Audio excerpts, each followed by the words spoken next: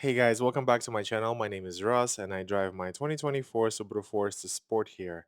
In this video, I will be testing the adaptive cruise control as well as the lane centering on this car. Stay till the end and I'll show you how the system works in detail as well as show you the times when it doesn't work. And finally, I will share with you what I really think about these systems. And spoiler alert, I don't really trust them all the time.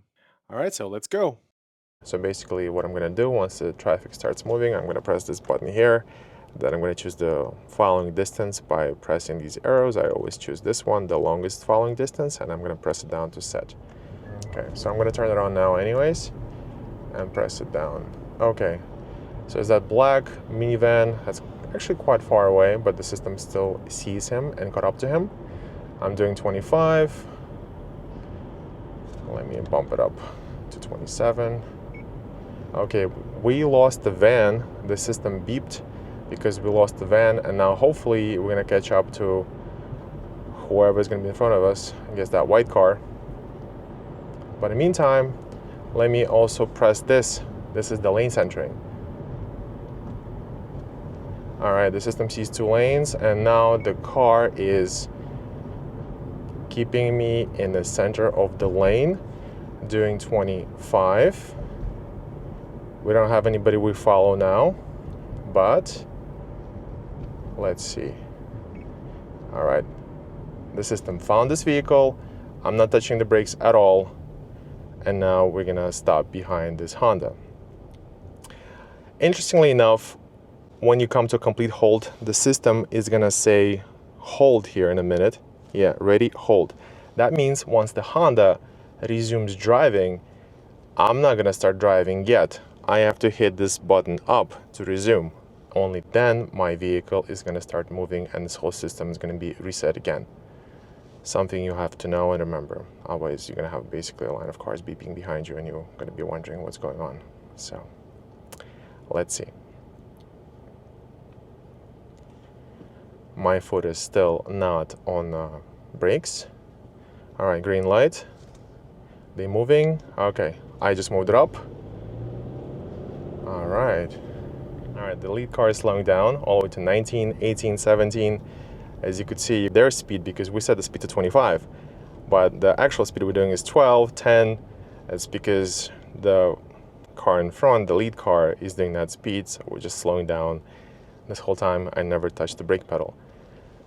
Now, they're speeding up, and we're speeding up again, and the reason why, even though we kind of came to a complete stop, there was like a moment there, like we didn't like really become stationary for too long.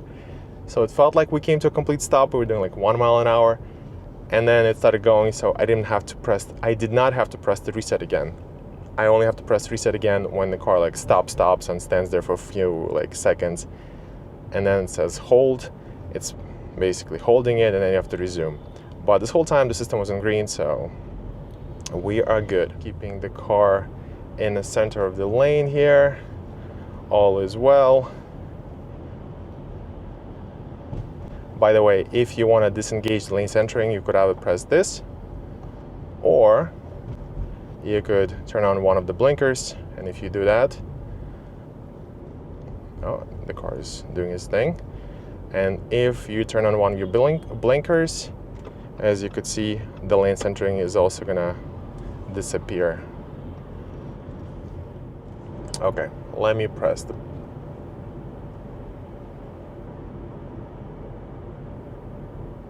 I pressed it, it's still not keeping me centered. I guess the system doesn't see what it needs to see.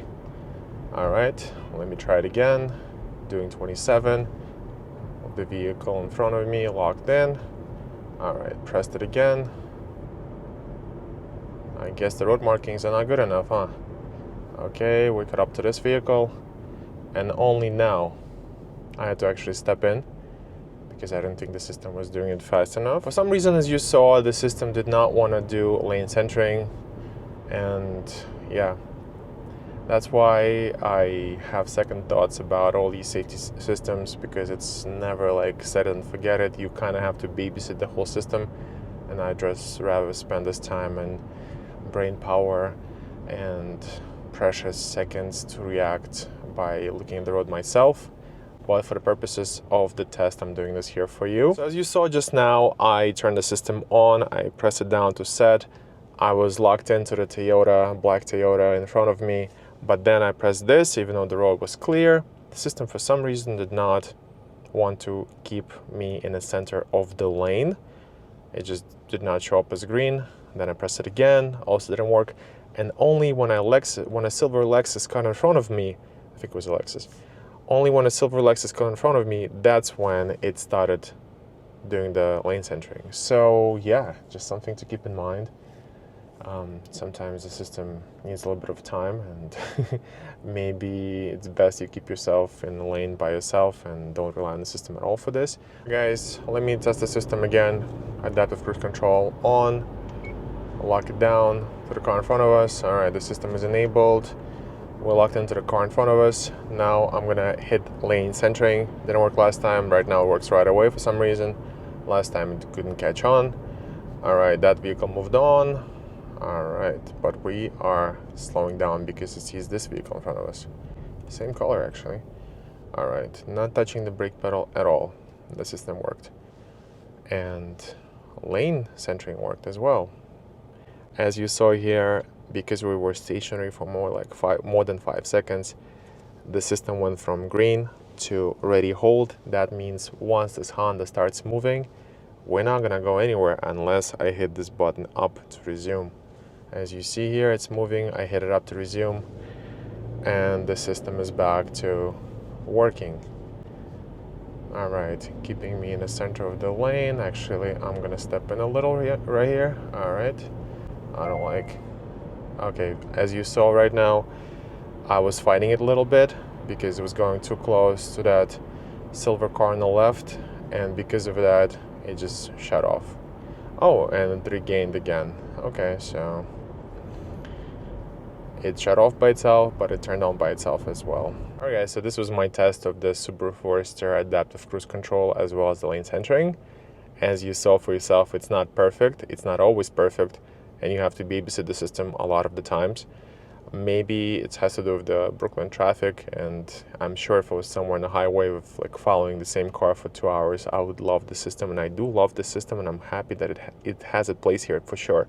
I'm happy that it's here, but at the same time, at least from my personal experience, when I use it, I have to use a lot more brain power to monitor the system instead of looking up at the real conditions on the road. So it has a place, but definitely read the manual for yourself. Make sure you know how it all works. The biggest fear that I have and my reluctance of using the system most of the time is the fact that I think I could get in trouble by thinking the system was on and then it was off. Like now, oh, what if I'm thinking it's on but it's actually off, and then instead of braking I'm just wasting those precious seconds not doing anything. So to me, the perfect state of mind is to know that the system is always off and I could only rely on myself. That way I know that I'm gonna make the best choices here. What I don't like is the fact, and it's just my personal opinion, is the fact that you still have to monitor and babysit the system. It's not like you press the button and you set it and forget it. Maybe it is going to be like that if you're driving behind a car on like a lonely highway with not too much traffic and nobody there. You just set it up once and that's it. You follow the same car for 40 minutes, you're good, you're happy.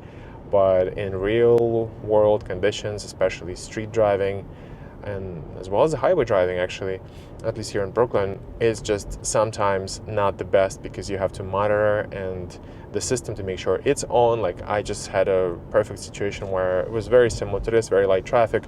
The system was on, the lane centering was on, but for some reason it was not turning on. As you could see, it's shut off. So what I'm doing now is thinking, why did it shut off? And now I have to pay attention to the light. So it's a distraction, guys, okay? To me, at least, it is a distraction. Right now, if I didn't have the system on, I could just watch the road and gently come to a stop. Instead, I'm just like, okay, the system is on, the traffic is pulling away. Am I gonna follow them? Why is lane centering not working? So it's a lot of brain power that is going to the wrong place. That's what I feel like. Like I said, not hating on the system. I think it's amazing. But just in regular city driving or even highway driving, local highway driving here, not talking about interstate, but like taking all those little highways here in Brooklyn, it's just, to me at least, it gives me more worries and doesn't keep me more relaxed. And I think that's the purpose of the system. Like if it was like this all the time here in Brooklyn and I would just be following one car and it would be no traffic, then definitely it would make a lot more sense to constantly use the lane centering as well as